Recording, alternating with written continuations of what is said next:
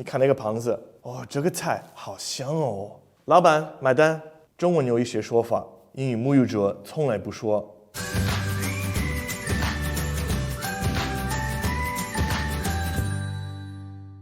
What's going on, everybody? 我是麦克老师。What do you think of the new studio? Yeah?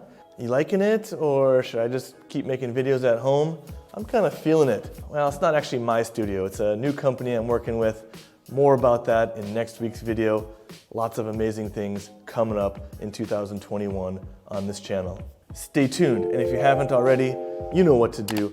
Hit that subscribe button, like this video. To be perfectly honest with you, there are a lot of words on this list I'm going to share with you today that I wish we had in English. These words and phrases I'm going to talk about may not necessarily be incorrect, but you probably won't hear native English speakers using them. Number one, 阿姨叔叔是不是 auntie, uncle? 没错。One of the things I really love about Chinese is that it has so many of these great words to address people that you don't know. I use 阿姨 and 叔叔 every day when I'm out on the street with Xiao Mai. We always get a lot of people coming up and saying, oh, he's so cute. Oh, what a beautiful baby. And even he knows he can just call them 阿姨 and 叔叔. In English, the words aunt or auntie and uncle are usually reserved for people who are your blood relatives. However, if you have some close family friends that aren't your blood relatives, children can also call them auntie and uncle. But it's probably just best to learn their name and refer to them as Mr. or Mrs. You could simply ask something like, excuse me, I didn't catch your name. The same goes for 爷爷 and 奶奶, grandma and grandpa. In some situations, this can be considered very rude, kind of like saying, you're so old. You can say this as a joke to someone you know really well. Oh, my arm is so sore. You better put some ice on it, Grandpa. Again, it's just best to ask them their name. Maybe they'll want you to call them uncle or grandpa. Who knows? Number two, teacher. Yes, teacher. So I know all of my students call me麦克老师 or Teacher Mike, but actually in English, we very seldom use the word teacher in front of the teacher's name. In English, we refer to teachers as Mr., Mrs., and Miss, followed by their family name. Maybe young children in kindergarten may refer to their teacher as teacher, but once elementary school begins, it's important to start referring to teachers as Mr., Mrs., or Miss. I'm in China, most of my students are Chinese, so it's perfectly fine to call me Teacher Mike, but it's not the way native speakers would refer to their teachers. There are a few exceptions to this. For example, a college professor. You can say professor, followed by their family name, and doctor, followed by their family name. If you had a really cool and fun professor or doctor, maybe they'll just ask you to call them Professor Mike or Dr. Mike. Number three, check out this new APP. Did you see my new UGGs? What? Can you PS this photo of PSY and put it on a PPT? A native speaker would certainly be confused the first time they heard you speak these phrases, and that's because native speakers don't usually say these phrases letter by letter. The most common way to say it is to use the full name or abbreviated name. APP would be application or app for short. UGG would be UGG. PPT is PowerPoint. PS is Photoshop. And PSY is just Psy. Whatever happened to Psy? He's probably still too busy counting all of his Gangnam Style money. Number four, 胖子, tubby or chubby. 你看那个胖子. Look at fatty. Look at tubby. In much of the English-speaking world, being overweight is considered a very negative thing. And many times in English, we often avoid saying negative sentences like this. The best way is just to avoid talking about weight altogether or referring to someone as the fat one, the tubby one. But I suppose you could turn it into something more positive like, wow, that boy eats really well. I can tell he's a good eater. I bet he loves to eat. Number five, my name is...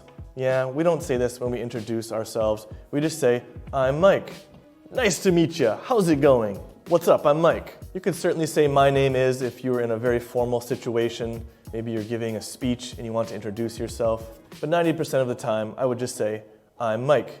Number six, 服务员，来一杯水。老板，买单。Waiter, boss. Again, these aren't incorrect translations, but in a restaurant setting, it's probably best to just say, excuse me, or you could say, excuse me, waiter. The tone of your voice is important. Excuse me, waiter is much different than say, excuse me, waiter. waiter versus waiter. And you would certainly never refer to the boss as the boss, unless you were really close friends and you want to joke around like, hey boss, how much do I owe you? Since I don't know anyone who's the boss of their own restaurant, I've never really said this in a restaurant situation, ever. Number 7, fragrant. Oh, 这个菜好香哦. Once again, this word is not wrong. However, native speakers would never describe a dish as fragrant. I would say, man, this dish smells good. This dish smells amazing. This dish smells wonderful. I can't wait to eat it. 如果大家要装逼一下，你可以说, oh, that dish is aromatic. It's got that mouth-watering aroma. We use the word fragrant more to describe things like flowers or perfume. These flowers are so fragrant. That smells nice. What fragrance are you wearing? Number 8, 美女, 帅哥, beautiful woman, handsome boy. Again, we have this very useful and polite Chinese word that we can use to address strangers. However, if you said this in English, someone might think you're coming on to them. Hey, beautiful woman. Oh, hello.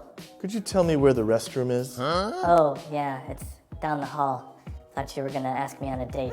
Just be careful with this one. If it's someone younger, you could refer to them as young man or young lady. If you wanted to be really, really polite, you could say sir or ma'am or miss, but those are a little formal. Number 9, master, 师傅. While this word master is a polite way to refer to someone in Chinese, in English, it kind of sounds like a master-slave relationship. Obviously, we want to avoid saying words like that. It really depends on the situation. If you were in a taxi and you're getting out, you could say, how much do I owe you, sir?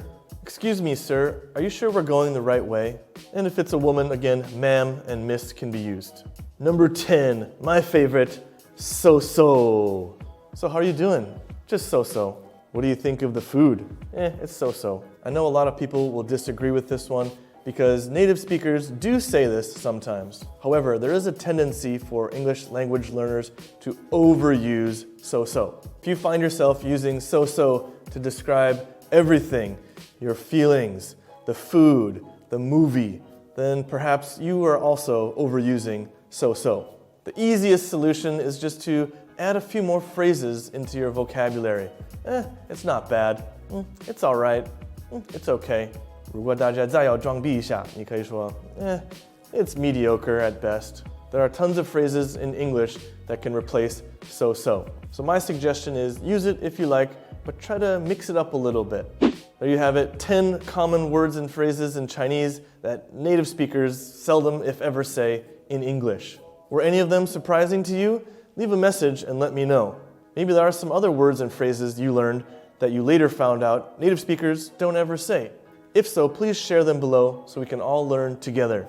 If this video was useful for you, don't forget to subscribe to the channel, hit the like button, share the video around, and I'll see you in the next video. Stay safe, stay happy, stay healthy. 我是麦克老师，下次再见。